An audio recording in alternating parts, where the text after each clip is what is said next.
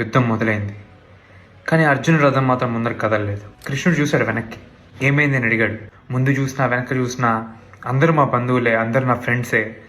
వీళ్ళనంతా చంపాల్సింది ఎందుకు? ఒక చిన్న ల్యాండ్ కోసమా? నేను పోరాడలేను, నా వల్ల కాదు అన్నాడు.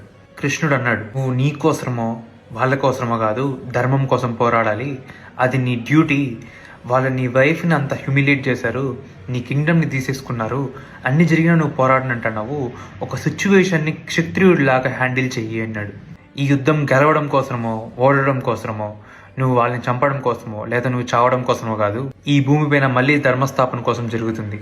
అందుకే నేను ఈ భూమిపైన ఉన్నది, నీ రథసారథిగా ఉన్నది అన్నాడు. ఏ మనిషి అయినా తన జీవితంలో పర్పస్లెస్గా ఫీల్ అయినా, మీనింగ్లెస్గా ఫీల్ అయినా, నేను ఆ మూమెంట్లో అక్కడికి వస్తాను. ఇది ముందు జరిగింది, ఇప్పుడు జరుగుతుంది, ఇంకా జరుగుతూనే ఉంటుంది, నేను వస్తూనే ఉంటాను అన్నాడు.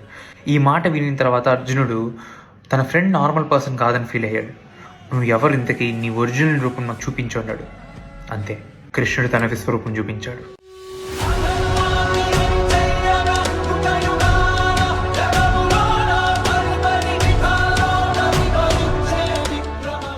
అర్థం చేసుకో, ఇది నీ డ్యూటీ.